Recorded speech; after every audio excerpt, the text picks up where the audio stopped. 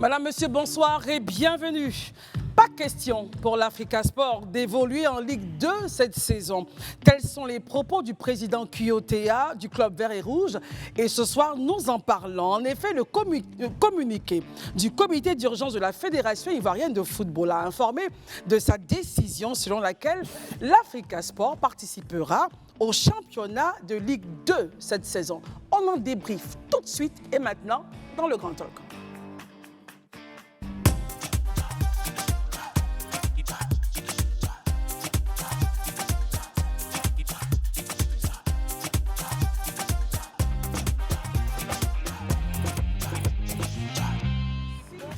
Merci d'être avec nous. C'est la nouvelle semaine et nous sommes encore avec vous pour débriefer des sujets d'intérêt nationaux, on va dire, sociopolitiques. Et ce soir, comme tous les soirs, il est avec nous, Élisée Bolouvé, bonsoir.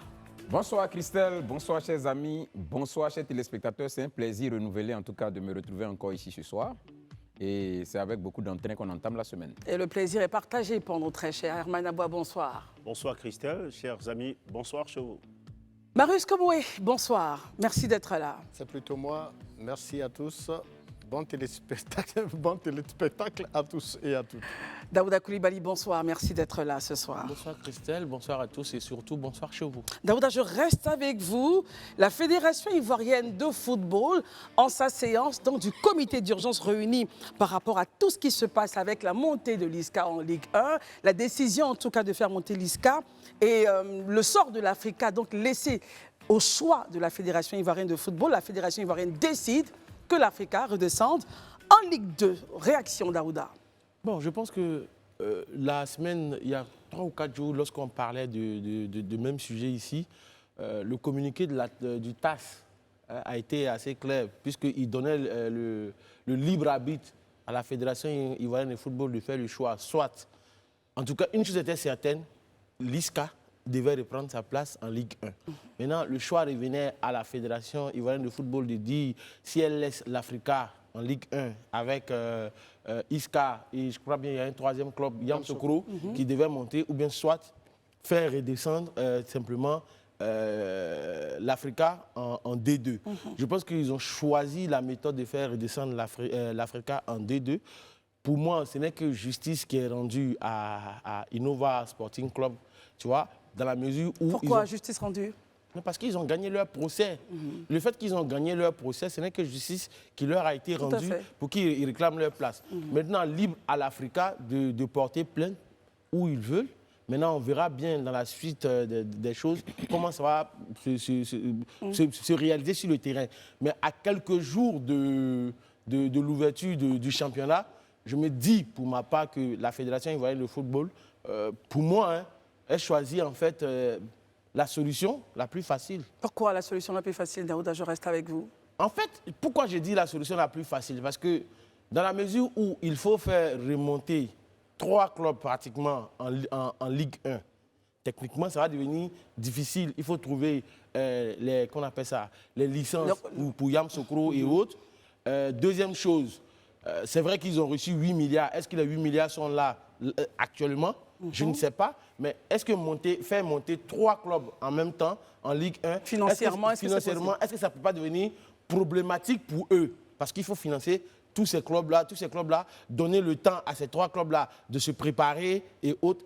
Donc finalement, est-ce qu'il n'y aura pas un décalage de calendrier? Donc pour ma part, c'était le choix qui était difficile. Donc le choix le plus facile, c'est de dire à l'Africa, rejoins ta place que tu mérites. Marius Komoué, Daouda, dans ses propos, disait l'Africa peut aller porter plainte où elle veut. Est-ce que vous pensez que l'affaire devient maintenant juridique? Et puis aussi votre regard sur la décision de la Fédération de dire à l'Africa redescendez.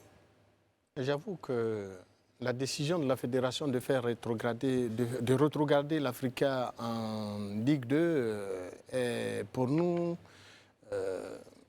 assez incomprise. Cette décision est assez incomprise dans la mesure où, bien que le TAS, qui est le tribunal arbitral du sport, ait décidé, parce que c'est l'instance suprême d'arbitrage en pareille circonstance, ait décidé de la montée de Innova, il revenait donc à la Fédération ivoirienne de football de convoquer une nouvelle assemblée générale, parce que la montée de l'Africa en D1 a été consolidée par une assemblée générale.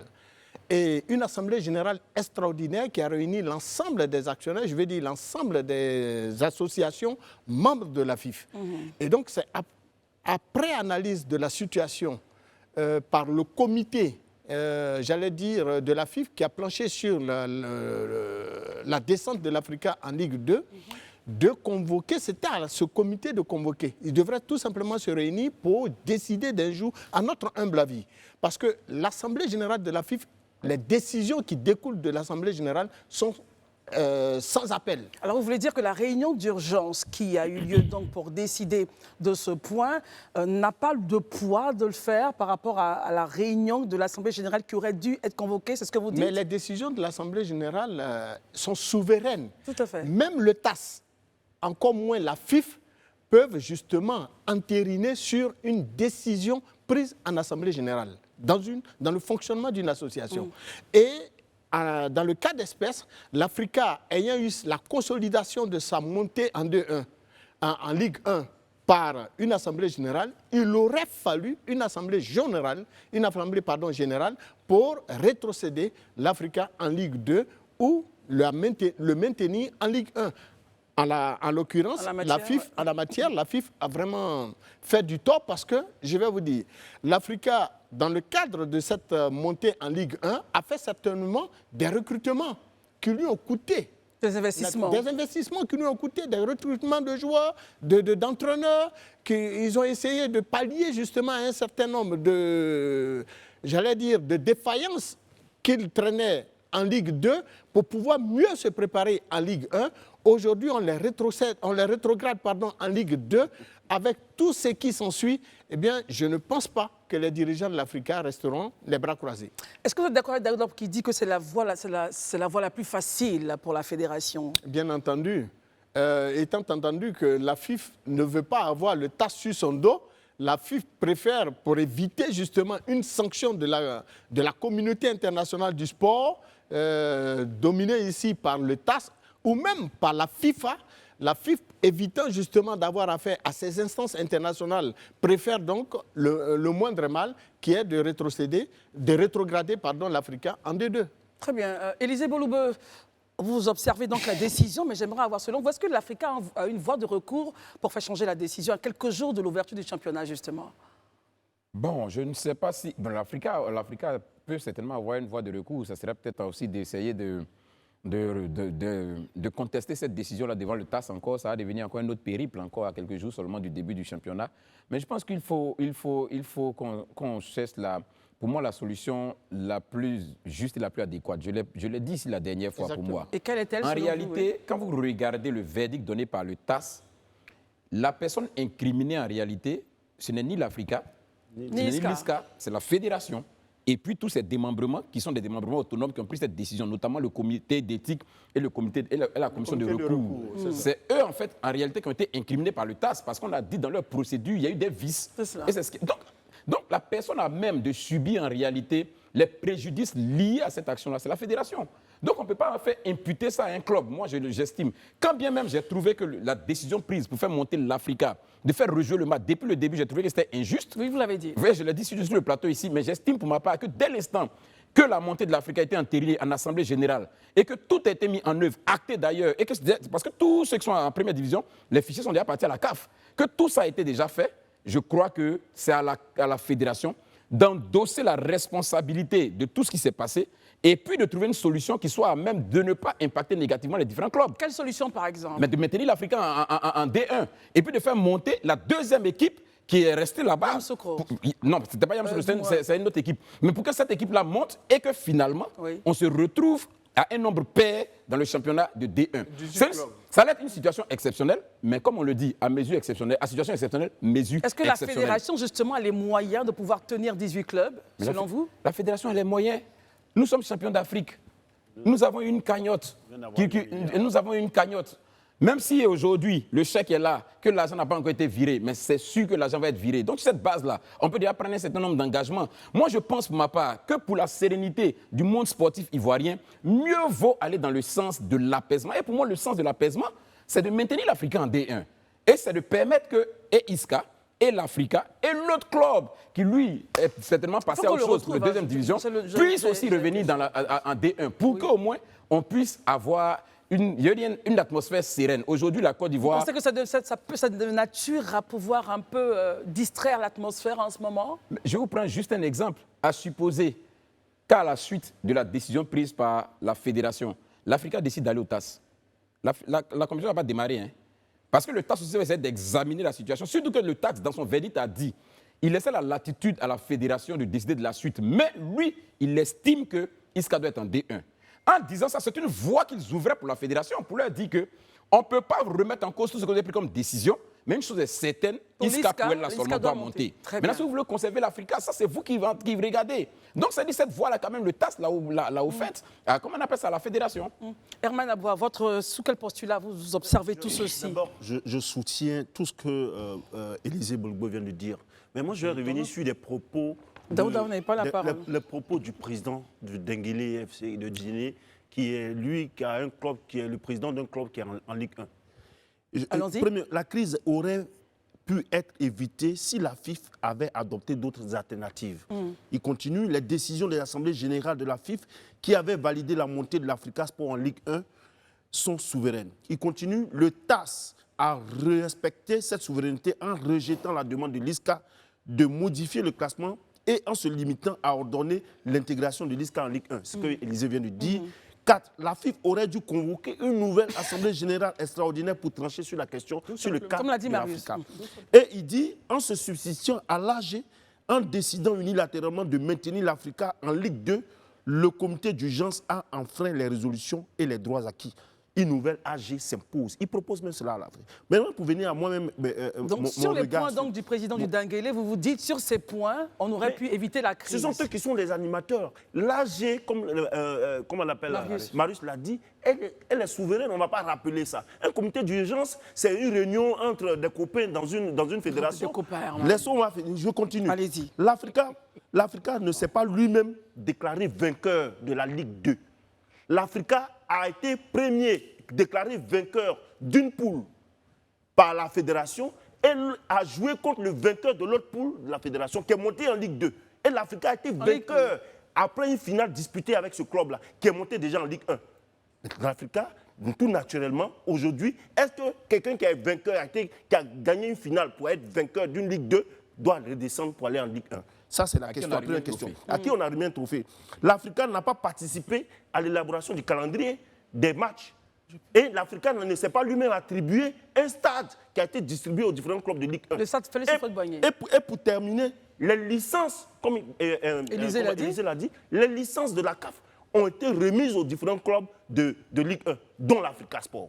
Donc, par quelle magie? La solution la plus simple, Daouda parlait de la solution la plus simple, la solution la plus simple, la solution la plus simple, justement, pour la fédération, c'était de maintenir l'Africa en D1 et de respecter la décision du TAS de faire emmener l'ISCA.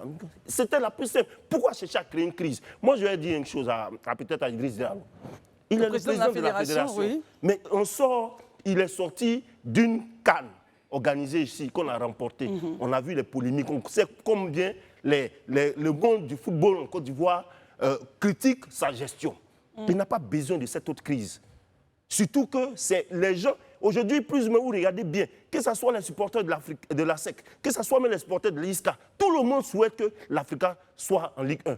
Et on n'a pas volé, on a gagné, l'Africa a gagné une finale de Ligue 2 pour être là. Aujourd'hui, Herman, question pour vous. Quelle solution pour l'Africa Sport et in fine, quelle solution pour résoudre la situation? Mais j'imagine que le président Kyotia Narcisse de l'Africa Sport, aujourd'hui, a pu envoyer des recours auprès du TAS et de la fédération et même au niveau des juridictions ivoiriennes, c'est-à-dire au niveau du tribunal ici, pour qu'on bloque, pour que le début du championnat soit bloqué. Et même j'invite même les supporters de l'Africa, le jour du 20, là, d'être au stade pour aller supporter. Attendez, Herman, avant de lancer l'appel, attendez. Mais je ne lance pas un appel, je les invite. Je ne suis pas en train de faire des trous à l'autre. Mais je veux dire que, en tout cas, pour ma part, j'estime que les supporters de l'Africa ne doivent pas laisser encore cette fois-ci là les gens leur dérober leur acquis. Très bien. Voilà. Et ça, je m'arrête là, après on verra pour la suite. nous sommes tous un peu...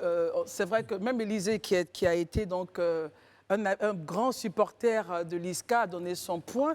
Mais est-ce que vous pensez que cette situation risque de mettre à mal le football ivoirien? Tout à l'heure, vous avez énoncé le point de bloquer le championnat si cette affaire n'avançait pas. Élisée l'a dit sagement.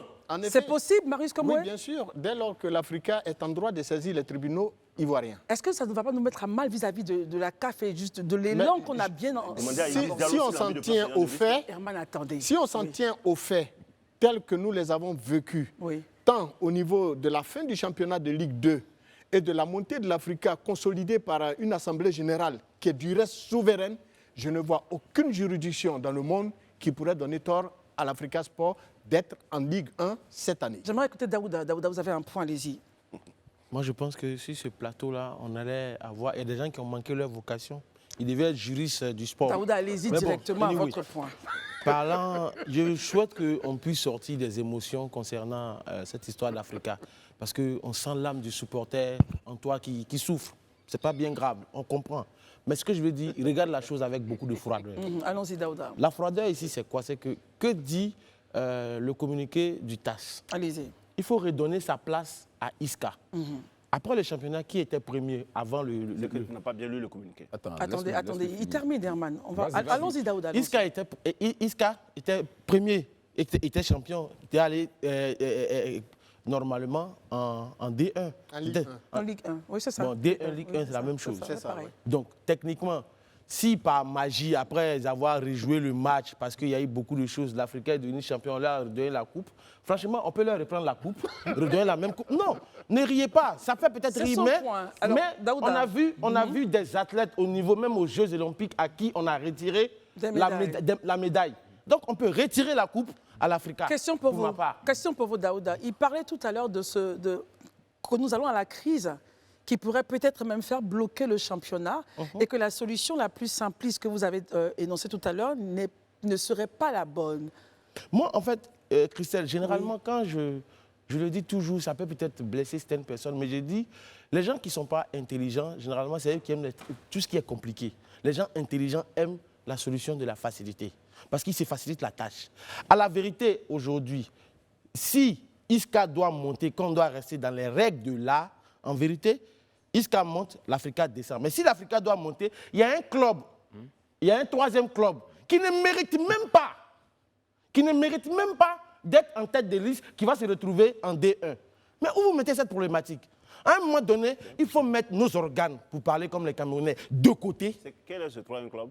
Non, Attendez, oui, de côté, on termine. Il faut mettre nos organes de côté et regarder les choses avec froideur. Et quand on regarde la chose avec froideur, ici, tout simplement, l'Africa doit repartir où elle devait être. C'était en Ligue 2 et laisser Isca remonter simplement. Avant Herman et puis ensuite Élisée. Herman, rapidement. Moi, je voudrais dire à Daouda que, je ne sais pas s'il a lu la même décision du TAS. Dans la décision du TAS, lorsque le recours de l'ISCA pour voir modifier le classement de la Ligue 2, l'ISCA a été débouté par cela. Le TAS dit qu'il ne peut pas modifier le classement de la Ligue 2. Ça veut dire que l'Africa n'a pas perdu sa place. Et ils ont juste insisté pour que l'ISCA, la fédération fasse en sorte que l'ISCA monte en Ligue 1. Donc il faudrait qu'on précise. Lui donne sa place. Ça, on n'a pas dit qu'on lui donne sa place. Parce que sa place, là, ça peut être la deuxième place, ça dépendra. C'est pourquoi ils ont laissé cette ouverture-là à la fédération de le faire. Moi qui fais une interprétation là. Oui, mais la fédération, tout ce qu'on demande à la fédération, pourquoi est-ce qu'elle s'est empressée pour prendre une décision en urgence qui n'est pas légale, qui n'est pas conforme à leur test? Dans ce débat-là, je pense que tu n'es pas légitime pour parler parce que tu parles en tant que supporter de l'Africa. Et malheureusement, ça biaise. Mais c'est que tu parles en tant que supporter de l'Africa. Nous avons ça n'a rien à voir dans cette affaire. Heureusement, c'est pas une question politique. Merci beaucoup.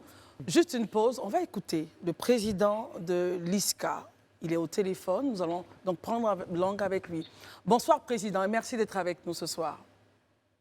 Bonsoir, madame. Oui, alors, président, vous montez en Ligue 1 dans une atmosphère assez complexe de crise qui démarre. Déjà, félicitations, mais quel est votre ressenti sur toute la question? Nous ressentons une grande fierté et un soulagement à la suite de la décision du TAS. ça marque une étape importante dans l'histoire de notre club et du football ivoirien. Voilà. Nous avons toujours cru en la justice sportive et cette décision vient récompenser les efforts de toute l'équipe, du staff et des supporters. Voilà. Maintenant, l'objectif est de regarder vers l'avant et de se concentrer sur les défis de la Ligue 1. Très bien. Est-ce que votre club est prêt justement initialement à quelques jours du début du championnat? Nous avons maintenu une préparation sérieuse. Voilà, en dépit de l'incertitude, entre guillemets, c'est notre position. Voilà. Et nos joueurs sont motivés physiquement, mentalement, et ils sont prêts à rentrer en compétition. Est-ce que il y aura forcément des ajustements. Oui. Voilà. Très bien. Est-ce que vous pouvez vous prononcer sur la situation qui prévaut actuellement, la décision de la Fédération ivoirienne de football de demander à l'Africa de redescendre tout simplement en Ligue 2?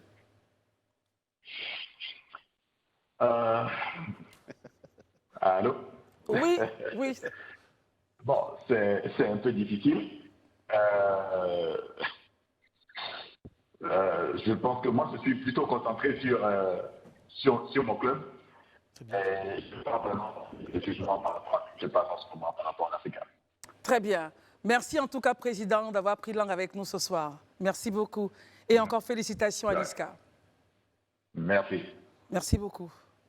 Le président de l'Africa Sport donc, réagira sur ce plateau demain parce que, comme ils l'ont dit, donc, il y a des démarches qui ont été entreprises. Lui ou un membre, en tout cas, de son comité directeur, mais en tout cas, nous les aurons demain, à l'effet de nous donner encore plus amples informations sur les démarches entreprises par rapport à cette affaire. Élisée Boloubé, vous demandiez la parole avant que nous ayons le président de l'ISCA au téléphone. Oui, moi, vous posiez la question de savoir quelles étaient éventuellement les issues voilà, qu'on pouvait entrevoir concernant cette situation. C'est cela. Moi, je reste convaincu, je crois à la capacité des Ivoiriens, au travers du dialogue, de trouver des solutions. J'espère, en tout cas pour ma part, qu'on n'ira pas jusqu'à une autre confrontation judiciaire. C'est pourquoi je voudrais en appeler vraiment à la responsabilité des sages, du comité des sages de la fédération. Voilà, et puis aussi de tous ceux-là même au niveau étatique qui ont une certaine responsabilité et qui ont en charge de la gestion du monde du sport. Ça devrait aller plus loin. L'État devrait regarder. Logiquement, la FIFA ne souhaite pas que les politiques s'y mêlent. Mais voilà, c'est quand justement on est sur la place politique, mais on ne perd pas de vue que le financement aussi de la fédération qui anime le football vient du politique, c'est-à-dire que vient de l'État. Donc je me dis qu'on ne peut pas laisser la chose comme ça. Il y a cette capacité-là de régler le problème à travers le dialogue. Et je voudrais vraiment appeler même au président de club. Il ne perd rien.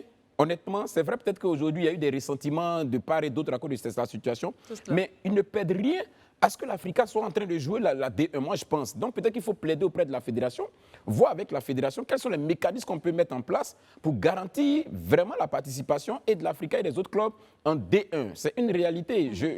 J'estime pour ma part que la meilleure solution, en tout cas ce qui semble plus opportune en ce moment précis-là, c'est de permettre et c'est de garantir la présence de l'Africa Sport en Ligue 1 et de garantir également celle de ISCA et puis des autres clubs en Ligue 1 pour que le championnat se joue. Moi, je crois que, comme je l'ai dit, à situation exceptionnelle, mesure exceptionnelle. Ça ne veut pas dire que c'est ce qui va se faire tout le temps. Mais on a une situation qui s'est présentée et on est obligé de faire avec.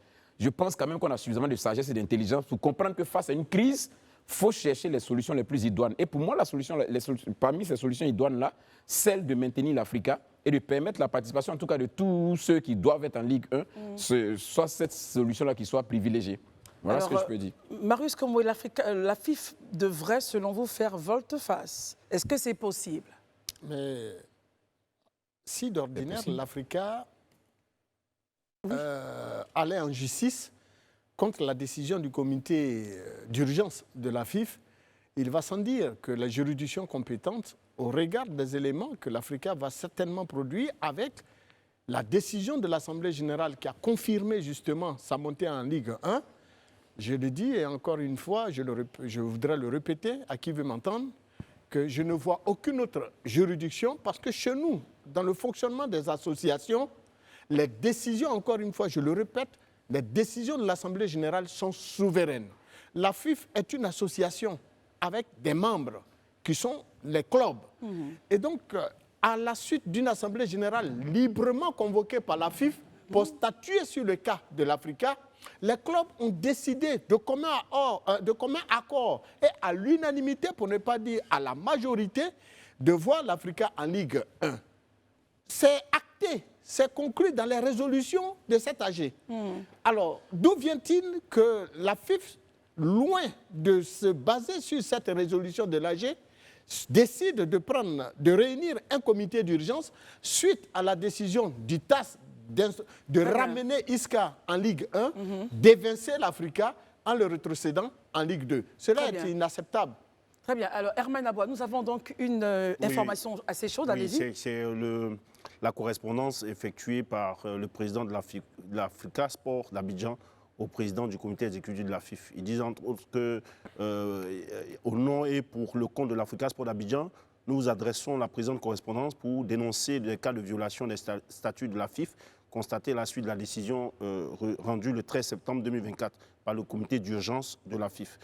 Je ne vais pas revenir sur les rappels directement concernés par les effets de décision du comité d'urgence de la FIFA. En date du 13 septembre, l'Africa Sport d'Abidjan s'empresse d'appeler votre attention sur les graves préjudices sportifs, matériels, financiers et moraux qui subira quant à la voie choisie par la FIFA pour mettre en œuvre la décision du TAS. Très bien, donc c'est un courrier qui est adressé directement. Et enfin, sans aucune intention de reprendre les débats concernant le litige déjà tranché par le TAS, il nous semble approprié, en notre qualité de membre actif de la Fédération ivoirienne de football, d'appeler votre attention sur une probable violation des dispositions de l'article 89, alinéa 2 des statuts, qui prévoit que le TAS ne traite pas les recours relatifs à la violation des lois du jeu. Ça veut dire que quand on lit bien, l'Africa Sport même estime que la décision du TAS, le TAS ne serait pas compétent pour trancher sur ça, selon les statuts de la Fédération. Le TAS l'a bien notifié dans son courrier adressé à la FIFA. Dans tous les cas, juste rappeler, pardon, s'il vous permettez, l'autre club, en fait, voilà, l'autre club qui pourrait éventuellement accompagner, si on veut maintenir une formule paire, c'est US Benjerville. Voilà, pardon. C'est US Benjerville, en tant que sportif de Benjerville. Et je pense que ça serait une juste rétribution quand on passe à Sori Diabaté, paix à son âme, qui est décédé il n'y a pas très longtemps. Peut-être pour lui, on pourrait quand même faire ce sacrifice-là. Donc il y a d'autres éléments qui pourraient faire changer la donne. Mais enfin, on va regarder, on va suivre de très très près cette affaire en espérant que la crise ne devienne pas la crise et que les choses s'arrangent rapidement. Daouda, merci. Non, il n'y a pas de... La milliseconde, je retiens une chose au détour de tout ce que nous avons dit. Il faut faire monter l'Africa par pitié. Faire monter Benjerville aussi par pitié. Merci. Alors, franchement, il faut rester factuel. Déjà, c'est vrai que la FIFA a décidé, il faut quand même saluer les différents efforts que la FIFA a eu à faire. Ah, mais c'est vrai. Pour la Coupe d'Afrique des Nations, qu'on le veuille ou non, l'Afrique a fait... du moins l'Afrique. La FIFA a posé des actes intéressants pour la Coupe d'Afrique des Nations. On a eu 8 milliards, une belle canne. Voilà. Donc, au-delà de tout... L'État même a aussi donné des mannes financières à la FIFA, à la suite de la Au-delà de tout, donc il faut saluer quand même les efforts, mais dire attention, il faut regarder bien cette affaire pour éviter qu'on ait la crise. Et nous invitons ici un des hauts responsables de la fédération à l'effet de nous expliquer.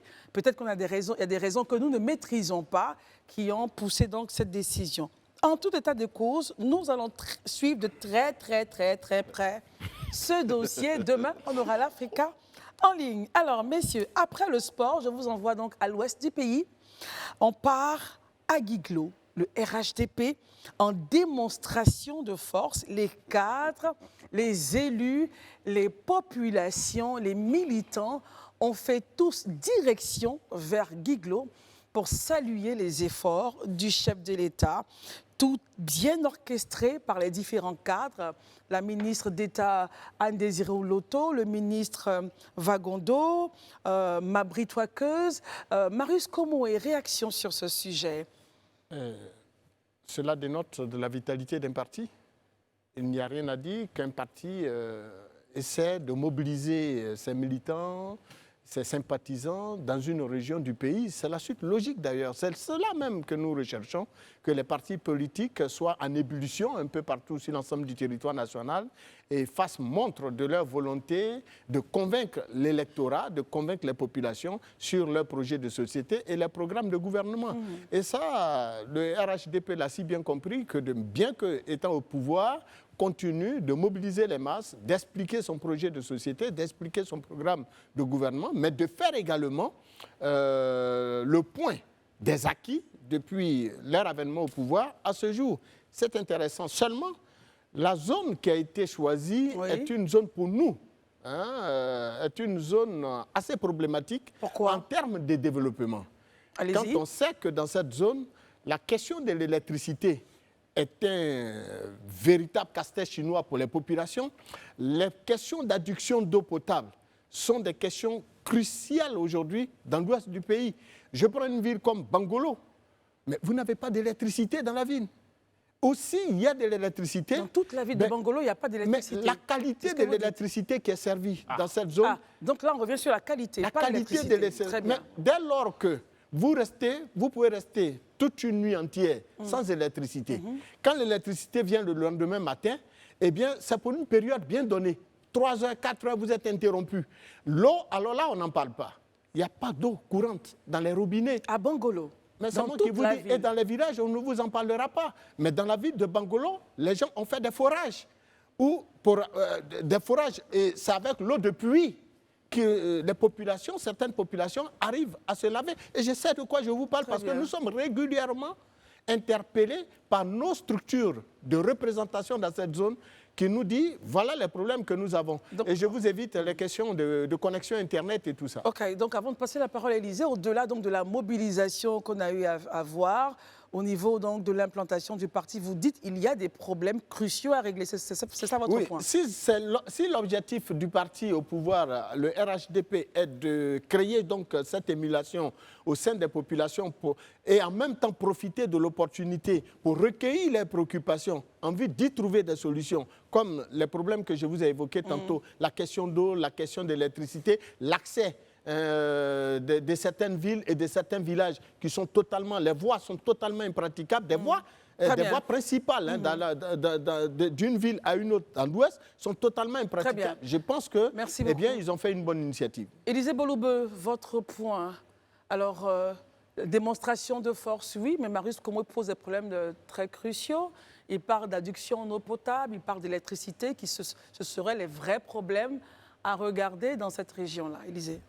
Oui, je pense que dire que les problèmes évoqués par Marius ne sont pas vrais, ce serait mentir. Mais en même temps aussi, je pense qu'il faut nuancer. Parce que pour ceux qui quand même connaissent un peu l'histoire de ce pays-là, vous savez que depuis 2002, la moitié nord du pays quasiment n'a eu aucun développement. La moitié nord. La moitié nord, c'est-à-dire, quand je parle du parti de Yamoussoukro Bouaké jusqu'au parti en haut, c'est ce que je dis, voilà, la moitié nord toute la moitié nord du pays n'a eu aucun investissement en réalité compte tenu de la situation de crise. Et quand on sortait de la crise en 2011-2012, pour ces régions-là, pour ceux qui y sont allés, moi c'est ma région, donc j'y vais régulièrement. C'est des régions qui étaient pratiquement les parents pauvres du pays, parce que tout avait été délabré, les infrastructures qui existaient n'existaient quasiment plus. Donc c'est du chemin parcouru. Aujourd'hui, ce qu'il décrit et tout ça, c'est vrai, les gens pourraient le décrire comme ça, mais figurez-vous que la qualité ou les quelques heures de les saisons qu'il passe, c'est des choses qui n'existaient quasiment pas il y a 15 ans en arrière, il y a 16 ans en arrière. Mais oui, je vous assure, la région était complètement délabrée et abandonnée. Donc vous confirmez les propos de Marius que l'électricité a... Non, je suis en train de dire qu'il y a eu des efforts qui ont été faits. Mais quand vous quittez dans un gouffre, et que vous amorcez déjà la sortie du gouffre, vous n'êtes pas encore hors du gouffre. Donc vous pouvez regarder le verre à moitié plein. C'est-à-dire soit vous espérez que vous êtes en train de sortir ou bien vous espérez que vous enfoncez. Moi, étant de la région, j'estime pour ma part que les efforts ont été faits. Même cette ville de Guiglo, elle est symbolique. L'entrée de cette ville-là bénéficiait d'un pont qui date des années coloniales. Où il était très difficile, c'était avec le cœur battant même qu'on traversait ce pont-là pour entrer dans la ville de Guiglo. Mais allez voir aujourd'hui, il y a un nouveau pont qui a été bâti pour entrer à Guiglo. Les infrastructures routières ont été améliorées dans toute la zone de l'Ouest, quand on quittait Daloa jusqu'à chez moi à Mans ou bien jusqu'à Mans ou à Guiglo, les infrastructures ont subi quand même des travaux, en tout cas des revêtements, des renouvellements. Mais il y a du chemin, parce que justement le chantier qui était là au départ était un chantier colossal. Donc ça fait que même quand vous avez travaillé à un certain moment donné, on a l'impression que beaucoup reste encore à faire. Voilà pourquoi j'estime pour ma part que c'est ça les enjeux réels que les politiciens doivent regarder. Pas juste d'être en train de faire vraiment, je ne sais pas, des slogans à longueur de journée, mais il faut que ces problématiques-là soient au cœur des prises de parole des hommes politiques dans la perspective de proposer de réelles solutions. Comment on essaie de monter ce gap-là, de rétrécir ce gap-là pour faire en sorte que les populations aient accès vraiment aux infrastructures sociales de base. C'est la chose la plus importante. Nous avons quelques minutes avant le journal, on va les partager entre Daouda et Herman. Daouda, allez-y. Du moins, Herman, allez-y. Je confonds Daouda et Herman. Moi, je pense qu'ils ont plus ou moins tout dit. Moi, la question, ce qui m'a intéressé dans ce rassemblement à Guiglo, d'hommage au chef de l'État, c'est la responsabilité des cadres de cette région, enfin de ces régions qui se rassemblent pour célébrer, comment on appelle, le président Alassane Ouattara. Oui. Pour une fois, les cadres du RHDP ont assumé que c'était un hommage du RHDP, quand bien même toutes les populations y sont invitées. Ailleurs, on a vu qu'on voulait, je veux dire, édulcorer pour dire que c'était des hommages de toute la population, et finalement, c'était aux couleurs du RHDP. Et ça, je trouve que c'est assez responsable. Je ne vais pas revenir, effectivement, ces régions-là, ce sont des régions, c'est vrai qu'il y a beaucoup d'autres choses à faire. Il y a eu ces régions quand même qui ont amorcé un certain élan d'infrastructure. On ne va pas revenir là-dessus, mais il y a quand même des axes importants, notamment des routes qui sont importantes à faire, qui restent encore d'être... Parce qu'il y a vu des images, il paraît même que pour le chemin, le parcours pour arriver même dans le village de la ministre Loto est encore impraticable. Donc je pense que, comme Élisée l'a dit, c'est progressivement que ça va... Peut-être que c'est une illustration, mais c'est pour dire que, comme aujourd'hui, elle est plus ou moins une figure importante de la région, enfin de ces régions-là, la région du Tonkpi, Cavalier et autres, c'est peut-être pour ça qu'ils l'ont dit. Mais bon, vraiment, je respecte le fait que les cadres du RHDP aient assumé un hommage au chef de l'État en tant que cadre du RHDP. Daouda Coulibaly, on termine ce sujet avec vous. Donc l'union des cadres autour enfin, dans la région pourra permettre au développement, donc désiré étant prononcé, tant dit par Élisée et Marius. Non, en fait, ce que moi je veux dire, c'est qu'il faut rester froid, rester cruel, mais il faut aussi rester très factuel. C'est cela. Quand on regarde le district des montagnes, comme Élisée le disait, en fait, le district des montagnes vient de loin, très très loin. Quand on regarde la région du Tonkpi, la région du Guémon, la région du Cavali, mais quand tu regardes jusqu'en 2012, mais cette région vient, pour paraphraser un livre, mais cette région revient de l'enfer, en fait. Rien n'a été fait dans cette région. Mais en 12 ans de présidence, en fait, ce sont en fait des services sociaux et économiques qui ont été installés, de bien-être pour les populations qui ont été installées. Ça n'a peut-être l'air de rien. Des pompes villageoises qui ont été installées pour les populations, de l'électricité, des salles de classe, des bitumes qui ont été faits pour les populations. Ça n'a l'air de rien pour nous. Mais pour ces personnes-là, c'est beaucoup de choses. Parce qu'aujourd'hui, ça va leur permettre de sortir leur culture vivrière des champs pour les ramener en ville. C'est ça aussi qui est la vérité. Quand on regarde sur le terrain concrètement, les investissements en termes de bitume dans toute la région, c'est plus de 1000 milliards de nos francs. 1000 milliards 1000 milliards de francs. Mais il y a encore des choses à faire. Mais c'est clair. Déjà même que si on prend la peine d'écouter tous les cadres du district des montagnes, ils le disent clairement. Ils le reconnaissent. Ils le reconnaissent. Ils disent que les attentes sont nombreuses. Et donc, les attentes sont tellement nombreuses qu'on a même l'impression qu'il reste beaucoup à faire. Mais quand tu regardes le peu, comme Élisée le disait, le peu qui a été fait à un moment donné, il est important et de bon aloi de s'asseoir à un moment et dire merci à celui qui a permis de faire tout cela. Et tout ça est fait sous le leadership de Anne Désiré Oloto, en clair. Donc, il faut le reconnaître, ce n'est pas un crime. Et les cadres de la région du Cavalier, du Guémon et du Tonkpi le reconnaissent. Où est le mal? Et lui-même, il dit tout à l'heure, les cadres de la région l'ont accepté, l'ont assumé. Et il l'assume fièrement sur ce tableau-là. Donc, quel mal... Non, tu ne me permets pas. Non. Attends, Daouda, ce n'est pas vous. Allez-y, terminez rapidement. Voilà, donc ce que je veux dire aujourd'hui, il faut que souvent, les hommes politiques aujourd'hui, qui passent de leur temps à nous montrer d'autres choses, concrètement, le projet réel dont on a besoin, c'est que Comment on peut faire pour aller à l'école? Comment on peut faire pour sécuriser le pays? Quand on regarde cette zone qui était dans l'insécurité pendant des années, aujourd'hui, il y a de la sécurité, il y a des opérations économiques. Donc, sincèrement, dire merci, ce n'est pas grave. Je voulais juste Herman, rapidement, demander, et puis ensuite Élisée pour terminer. Est-ce que le parc national du Mont Pékou a été libéré? Est-ce qu'il n'y a pas... Je voulais savoir, puisque ça aussi c'est la responsabilité des cadres justement du parti au pouvoir. Donc, comme il pose une question, est-ce qu'on peut répondre rapidement? Je passe à Élisée. En fait, parler, moi je comprends très bien. Et c'est pourquoi, si tu avais écouté ce que je disais, c'est que j'ai dit les attentes sont nombreuses. Ça, c'est une attente.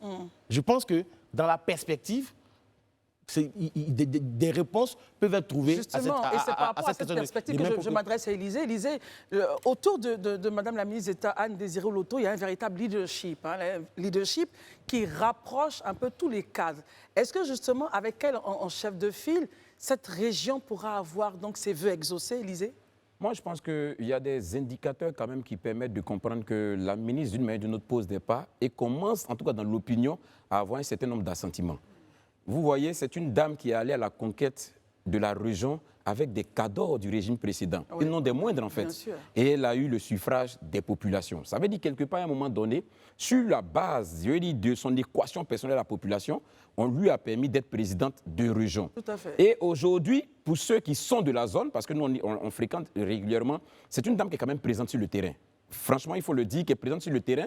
Et dans sa manière de faire, non pas qu'on veut faire de la politique, mais sa manière de faire, il y a quelque chose quand même qui est fondamental. En tout cas, le témoignage que nous on reçoit de plusieurs personnes, c'est que dans ses actions au quotidien, elle va au-delà de l'appartenance politique. Et ça, c'est quelque chose que même l'opposition, oui, que même des acteurs de l'opposition, oui, que même des acteurs de l'opposition lui reconnaissent. Et je me dis que c'est ce leadership-là, c'est ce type de leadership-là, justement, que nous on demande à nos hommes politiques. Il y a des choses qui peuvent rester dans le cadre du politique et du parti. Mais il y a des actions, surtout les actions de développement, qui vont au-delà de l'aspect partisan et militant. Et ça, je voudrais vraiment qu'on salue le leadership de Mme Oloto sur cette question-là. Très bien. Daouda, on termine rapidement parce qu'il nous reste rapidement, ce que moi j'aimerais dire, même, la région du Cavali, quand on regarde même la dernière élection où elle gagne, qu'on appelle ça ces élections, il parlait de transcender les clivages politiques.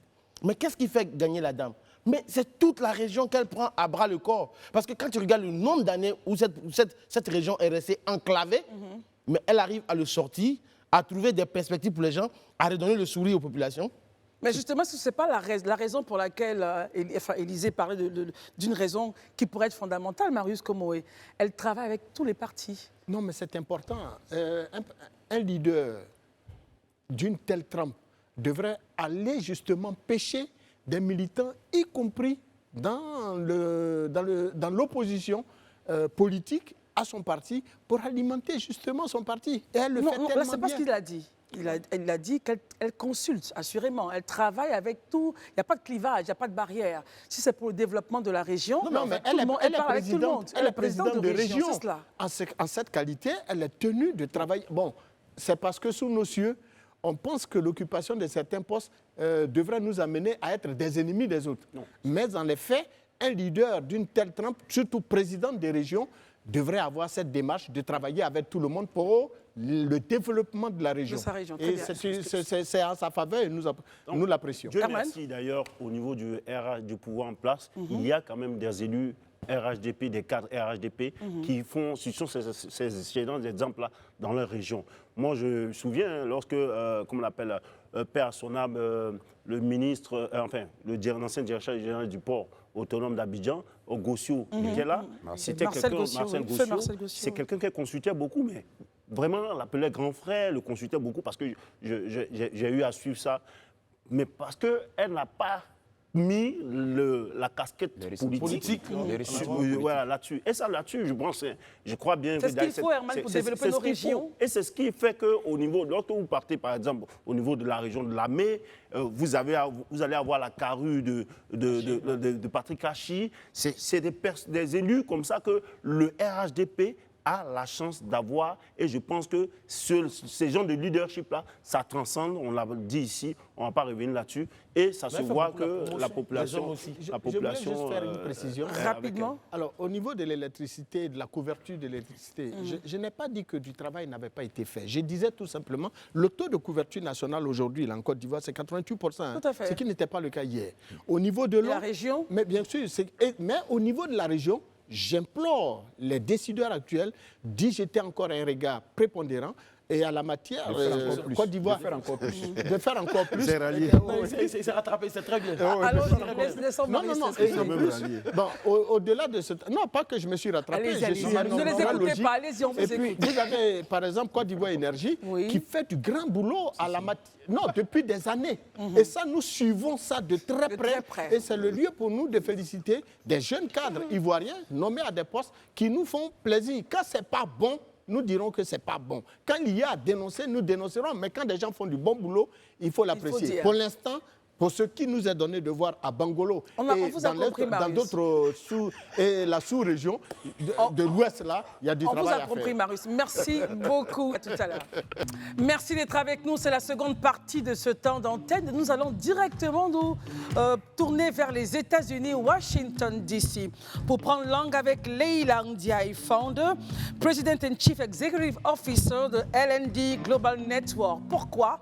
Pour simplement savoir un peu qu'est-ce qui se passe par rapport à la campagne présidentielle aux États-Unis qui va donc mettre en lice Kamala Harris, la démocrate, et Donald Trump, le républicain. Il faut rappeler que le mardi 10 septembre a eu lieu donc le premier face-à-face entre les deux candidats. Nous en parlons maintenant avec Mme Leila Ndiaye. Bonsoir, Mme Ndiaye. Bonsoir, madame. Merci d'être avec nous. Alors, les sondages annoncent Kamala Harris gagnante après justement le premier débat du mardi 10 septembre. Certains parlent de 63%, d'autres parlent de, on va dire, 63% pour Harris et 37% pour Trump. Certains disent 47% pour Trump et certains pour 46% pour... non, 47% pour Harris et 46% pour Trump. Au total, quelles sont les chances en réalité des deux côtés? Je vous remercie. Comme nous avons tous constaté, le débat du 10 septembre a réuni 37 millions de téléspectateurs et les sondages donnent Mme Harris gagnant.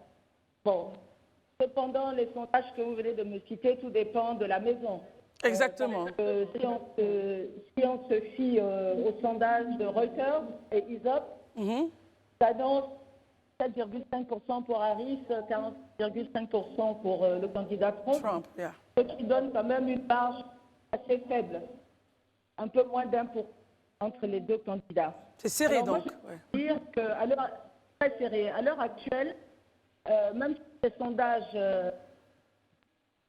nous disent date Harris est portée gagnante, je pense que les données qui nous suggèrent pour l'instant qu'il ne faut pas très vite se réjouir parce que les États-Unis aujourd'hui, de toujours, disposent d'un système électoral assez complexe. Et dans ce système électoral, on a ce qu'on appelle le collège électoral. Et dans ce collège électoral, le candidat remporte 260 voix sur les 58 du collège électoral. Et sur les 50 États que comptent les États-Unis, 43, on connaît déjà très bien la tendance dans ces 43 États. Et dans ces 43 États qui sont pro-républicains, il y en a qui sont pro-démocrates, et cette tendance ne changera pas. Cependant, il y a des États qu'on appelle de battleground states, qui sont en fait les États clés.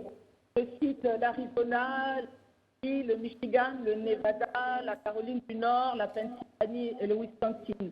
Et ce sont ces États-là, ces États clés qui détiennent vraiment les clés de la maison. Donc il va falloir, ces États qui gorgent des indécis, que les candidats continuent de se battre pour pouvoir remporter les élections dans cet État-là et prétendre devenir le prochain président des États-Unis.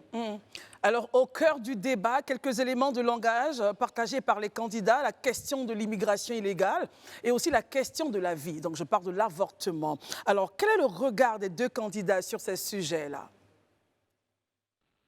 Bon, concernant la politique d'immigration, bon, cette question est une question clé pour la prochaine administration américaine. La vice-présidente Kamala Harris et l'ancien président Donald Trump ont des points similaires sur le renforcement de la sécurité aux frontières. Très bien. Mais au-delà, ils divergent complètement. Madame Harris s'oppose à la séparation des familles et aux frontières, par exemple. Elle soutient l'idée conjoints sans papier de citoyens américains demander des cartes. D'ailleurs, cette sénatrice, elle s'est opposée contre le mur frontalier proposé par Trump. À contrario, dans Trump est fortement très clair sur le point de vue de l'immigration clandestine, il n'en veut pas. Bon, il promet de faire contre l'immigration clandestine s'il est élu président. Et il promet de procéder à la plus grande déportation de l'histoire du pays et de renvoyer les immigrés clandestins hors des frontières du pays en faisant appel à la garde nationale, à des camps de détention, etc. Prévoit également de réinstaller l'interdiction de voyager imposée à certains pays musulmans. Voilà. En outre, si Trump devient président, redevient président des États-Unis, il va aussi proposer d'annuler la nationalité des personnes dont les parents sont rentrés également dans le pays. Donc on peut voir que les deux candidats divergent complètement sur beaucoup de questions liées à l'immigration. Alors, pour terminer, comment ça va se jouer justement? Vous avez dit que c'était très serré.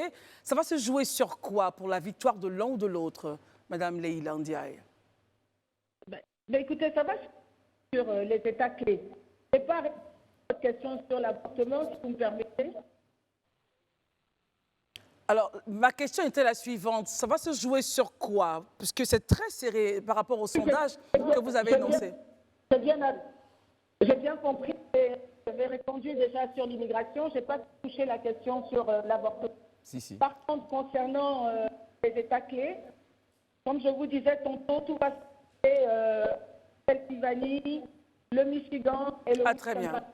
Vous savez, en 2016, le président Trump a réussi à faire virer ces États clés. Il les a fait passer au rouge et ça lui a permis d'être président. En 2020, le Biden les a reconquis. Et si Mme Harris peut en faire de même cette année, elle sera en porter les élections présidentielles. Ils ne sont pas encore gagnés, vu la marge très fine les sépare pour l'instant. Très bien. Désolée, la connexion fait quelque peu défaut. Je n'avais pas perçu cette réponse. Pour terminer, est-ce qu'un autre débat est envisageable? Écoutez, l'équipe de Mme Harris a accepté la tenue d'un autre débat avant l'élection de novembre, même si les détails sont encore incertains. Par contre, la campagne de Donald Trump a accepté la proposition de faire les 3 débats. Donc 2 candidats à la présidentielle et 1 avec les vice-présidents.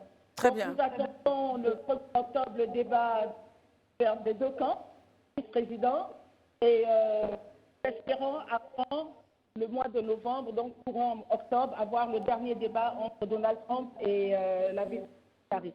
Merci beaucoup, Madame Leïla Ndiaye. Je rappelle que nous vous avions depuis Washington, D.C., que vous êtes founder, vous êtes présidente et Chief Executive Officer de L&D Global Network. Thank you for being here. Thank you very much. Je vous remercie. Alors, il faut rappeler que l'élection présidentielle aux États-Unis aura lieu donc le 4 novembre 2024. Messieurs, revenons donc en Côte d'Ivoire pour parler avec monsieur Kwasi Kwame Patrice. On parle là maintenant de droit. Il est avocat à la Cour, président du comité d'organisation du 3e congrès des avocats de l'UEMOA. Alors, avec lui, quel bilan et perspective 10 ans après l'application du règlement numéro 5? Monsieur Kwasi, ou j'allais dire maître. Maître Kwasi Kwame Patrice, merci d'être avec nous ce soir. Bonsoir. Bonsoir.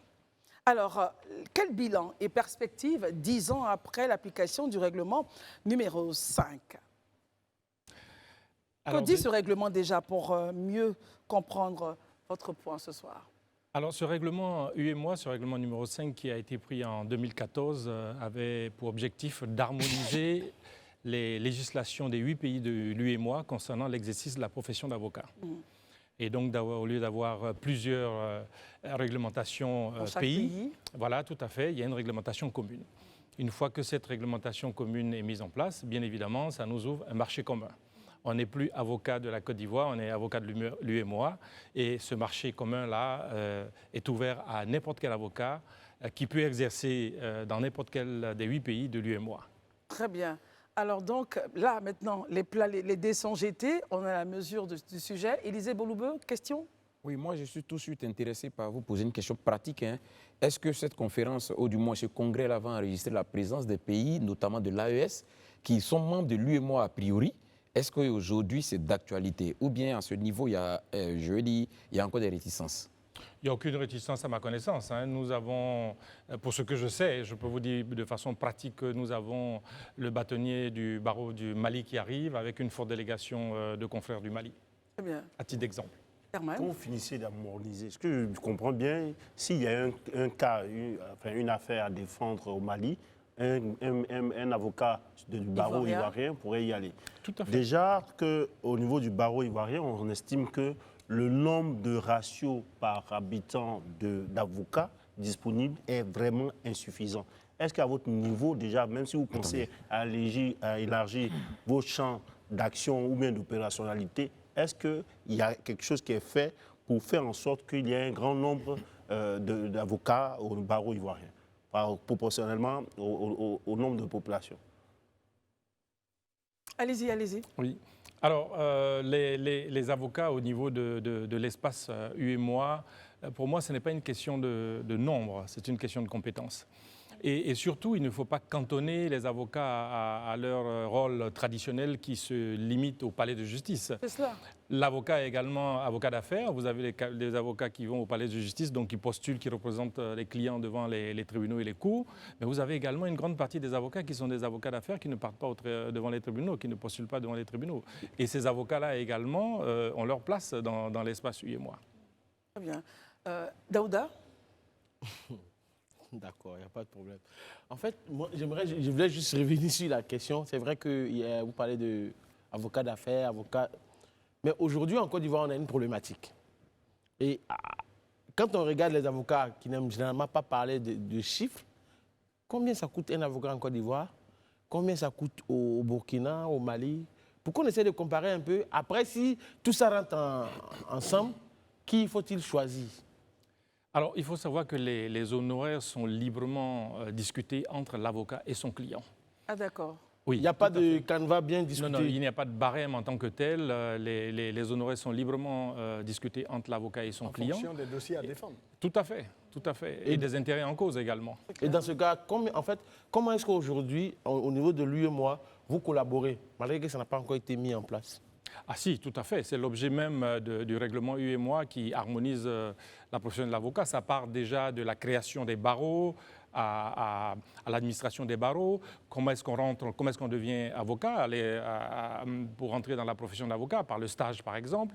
Ensuite, à l'exercice même de la profession d'avocat, il y a des questions de discipline, il y a des questions des honoraires, comment est-ce que les honoraires sont perçus par la CARPA. Toutes les règles qui existaient au niveau national ont été reprises au niveau communautaire et harmonisées tout simplement. Mais tous ces détails-là sont prévus justement par le règlement UEMOA. Et le congrès que nous avons, c'est un peu pour faire le bilan justement de l'exécution du règlement UEMOA pendant ces 10 dernières années. Très bien. Marius Komoué, ensuite.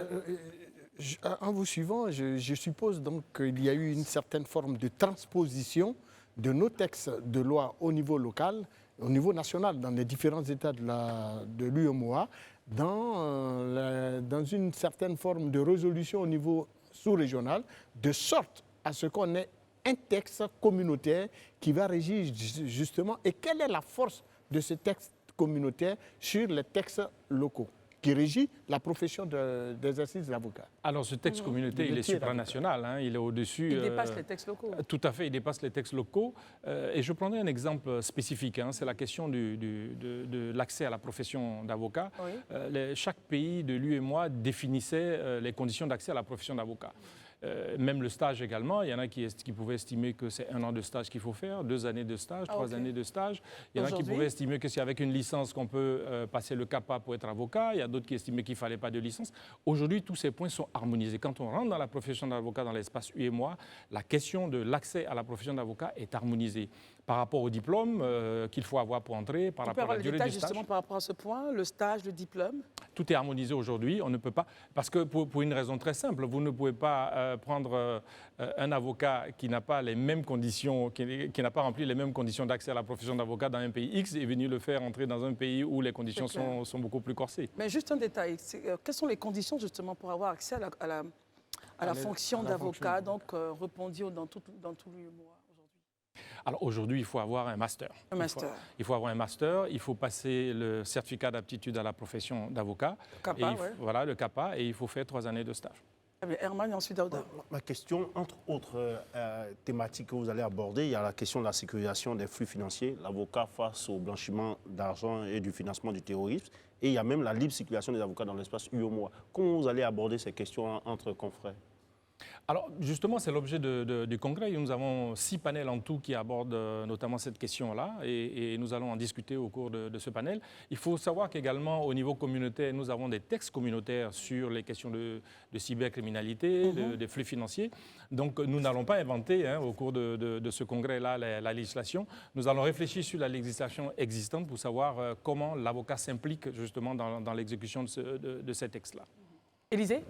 Aujourd'hui, notre union est en proie à un certain nombre de défis quand même, l'UEMOA, avec tout ce qu'on sait, avec les tensions souvent politiques, les tensions sécuritaires. Dans ce contexte-là aujourd'hui, quels sont les défis, en tout cas, du métier d'avocat dans cet espace-là aujourd'hui? Alors, le premier défi, je pense que c'est d'abord les réticences de chaque barreau par rapport à chaque pays. 10 ans, c'est beaucoup, mais c'est peu. On peut avoir suffisamment de recul. C'est les réticences que pourrait avoir chaque barreau à l'application de ce règlement. Tout à fait, en termes de protection de son marché. Donc, c'est le premier défi, je pense. Et le second défi, c'est vis-à-vis des cabinets étrangers qui viennent avec une offre quand même exponentielle, avec quelquefois des cabinets qui ont 200, 300 avocats, avec une expertise également qui est largement au-delà de celle que nous pouvons proposer aujourd'hui. Et la première chose que nous devons faire pour apporter une réponse significative à ces cabinets étrangers-là, c'est le regroupement de nos cabinets d'avocats pour permettre d'avoir 50, 100, 200 avocats. Et je pense qu'au niveau communautaire, c'est quelque chose qui pourra se faire à terme. En la matière, aujourd'hui, les cabinets d'avocats sont à combien de personnes par rapport à justement... La moyenne. La moyenne. Une vingtaine d'avocats. Par rapport aux cabinets étrangers qui arrivent à 200. À 200. Wow. Élisée, du moins Daouda et ensuite Marius. Moi, j'ai juste rapidement 2 questions. Une question du sujet et une question politique, si on le permet. Allez-y, on va voir. OK. La première question, c'est combien de personnes vous attendez pour ce congrès? Alors, au jour d'aujourd'hui, nous avons 400 avocats qui sont inscrits donc, pour ce congrès. D'accord. Et la question politique maintenant, là maintenant, ce n'est pas maître, c'est M. Kakapé. Comment va le PDCI avec Billon et étudiant, tout ce qui veut être président? Non, il est quand même maire de Yamoussoukro. D'accord, allez-y. Oui, mais hélas, là, je porte la voix donc, de M. le bâtonnier. Vous faites la langue de bois. Avocats. Je porte la casquette je représente M. le bâtonnier de l'ordre des avocats et je parle au nom donc, des barreaux de l'UEMOA et je ne peux pas me permettre de mélanger les gens. Très bien. Merci. Marius Komoé. Alors, j'avoue que le coût d'un avocat au niveau national sous nos cieux est trop élevé. Maintenant, avec justement un avocat communautaire qui va partir, si je prends l'exemple d'un pays comme le Sénégal, si un Ivoirien devrait aller prendre un avocat au Sénégal dans une affaire ivoiro-ivoirienne, nous imaginons que malgré même ces tests transposés de façon communautaire, cela reviendrait excessivement désormais très cher. S'il estime qu'il doit prendre un avocat sénégalais plutôt que de prendre un avocat ivoirien, c'est qu'il en a les moyens. Absolument. Je pense que la question se pose en termes de moyens. Mais je signale également que le règlement UEMOA instaure la libre circulation également des avocats dans l'espace UEMOA et la libre installation également de ces avocats-là. Il y a un danger à ce niveau-là. Ah oui, tout à fait. Nous avons il y a un danger, je veux dire, pour nos avocats nationaux. Qui exercent. Attendez, il va répondre à la question. Allez-y, monsieur. Oui, je disais qu'il y a des avocats d'autres pays, de l'UEMOA, qui sont installés en Côte d'Ivoire et qui exercent en application du règlement 06. Et qui ont leurs clients. Tout à fait. Même là où moi je m'appuie sur sa question, c'est que la problématique aujourd'hui, c'est qu'il y a un déficit d'avocats entre population et avocats en Côte d'Ivoire. Donc, est-ce qu'il ne serait pas mieux pour ce congrès-là qu'aujourd'hui, on puisse au moins homologuer un prix pour tout ça? Est-ce que ça fait partie de vos enjeux? Non, absolument pas, parce que la profession d'avocat est une profession libérale. C'est une profession libérale. Exactement. Et traditionnellement, les honoraires de l'avocat se discutent librement avec le client. Alors, quand vous dites qu'il y a un déficit, je suis tenté de vous poser la question, est-ce que vous savez combien d'avocats je pense que ça n'atteint pas les 300. Largement. Non, largement. Très bien. Non, aujourd'hui, nous sommes 700 avocats. 700 avocats en Côte d'Ivoire. Ah non, la question n'est pas là, vous étiez à 300. Au moins, si vous avez 700 aujourd'hui, parce que le cas très bien. 700 pour 30 millions d'habitants. C'est clair que ça ne suffit pas. Le ratio n'est pas bon. Hein. Il y a un déficit. Comment vous le reconnaissez? Je ne sais pas sur quelle base on Très parle. bien. N'empêche même d'ailleurs que... Ratio pour alors, permettez. Alors, aujourd'hui, vous êtes en train d'initier ce congrès. Est-ce qu'il y a des sujets pour vous qui sont chauds, qui vont peut-être être à l'agenda et qui vont faire l'objet de gros débats? Et qui sont-elles?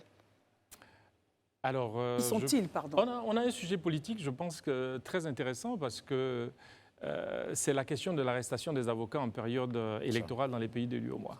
Je pense qu'on aura beaucoup à dire et c'est un sujet... Quelle est votre idée sur la question? Voilà, exactement. C'est l'objet du panel. Donc, justement, de nos échanges sur la question, je pourrais vous répondre après le panel sur tous les sujets. Les J'adore la langue de bois ce soir. Attendez. Je vais renforcer la question, s'il vous plaît. allez-y. Est-ce qu'aujourd'hui, sans trahir de secret, est-ce qu'on peut dire aujourd'hui qui sont les mauvais élèves en la matière, en termes d'arrestation d'avocats en situation politique dans l'espace UEMOA, sans trahir de secret? Honnêtement, je n'en ai aucune idée. Aucune idée, absolument. Maître, au Burkina, il y a des avocats qui ont été arrêtés. Mais le Burkina n'est pas un cas unique. Oui, il y a plusieurs pays. En Côte d'Ivoire. On a eu des exemples dans tous les pays de l'UEMOA. Maintenant, vous me demandez de faire des statistiques. Je ne suis pas à même de vous faire des statistiques. Le point, c'est que c'est un point urgent, en réalité, pour vous aujourd'hui. C'est justement la raison pour laquelle il y a un panel qui sera dédié à cette question. Voilà, donc il n'a pas les chiffres, mais c'est un point urgent. Très bien. Je retiens que Maître, il a la langue de bois. C'est pas grave. On revient sur les dates importantes à retenir pour ce congrès-là. Alors, c'est le 18, le 19 et le 20 septembre. Est-ce que c'est un congrès électif? Absolument pas. Absolument pas. Alors, l'entrée enfin, c'est ouvert au public ou c'est directement en direction des avocats? En direction des avocats, mais le premier jour, c'est un jour d'ouverture de ce congrès qui est ouvert au public pour la cérémonie d'ouverture. Très bien. Quelle est votre relation? Quelles sont vos relations avec le gouvernement ivoirien en ce moment? C'est la question. Très bien, des relations cordiales, en particulier avec le ministre... Le barreau, on veut dire. Je parle du barreau, bien entendu. Je parle du barreau avec le ministre de la Justice. Nous avons des relations cordiales. Je profite d'ailleurs pour lui dire merci. Je pense que le bâtonnier, à l'occasion de l'ouverture, sera la voix la plus autorisée pour lui dire merci pour son assistance, son appui dans le cadre de l'organisation de ce congrès-là. Donc on pourra venir prendre des conseils là-bas. Est-ce que vous avez... Non, vous n'avez pas la parole. Très bien. Alors... Je rappelle que vous allez pouvoir, dans quelques jours, du 18 au 20 septembre, ce sera où principalement? À l'Hôtel Ivoire. À l'Hôtel Ivoire, en direction des avocats. Mais au premier jour, c'est ouvert. Et puis après, il y aura donc des rencontres. Ça sera sous forme de panel. Voilà. Donc seuls les initiés, on va dire, 6 panels qui sont prévus donc, pour réfléchir sur des thématiques que vous avez. Très bien. Quelques noms de bâtonniers qui seront là, d'autres pays? Alors, tous les bâtonniers des 8 pays seront là, qui ont annoncé, et ils seront donc des panélistes, justement, pour plancher sur les différents thèmes qui ont été retenus. On attendra avec beaucoup d'impatience les résolutions de ce congrès, Maître. Merci d'être venu. Vous êtes Maître Kwasi Kwame Patrice, avocat à la Cour et président du comité d'organisation du 3e congrès des avocats de l'UEMOA. Avec vous, on parlait justement du bilan et perspectives, 10 ans après, de l'application du règlement numéro 5. Merci d'être venu, Maître. Merci. Écoutez, l'émission est terminée, messieurs. Merci beaucoup. On se retrouve demain. On se retrouve demain, messieurs. À demain. Bien sûr, à demain. Daouda veut rester. Moi, je pars sur ma fin. Merci, pas grave, Daouda. Merci d'avoir été en notre compagnie. Les programmes continuent sur Live TV. Bonsoir.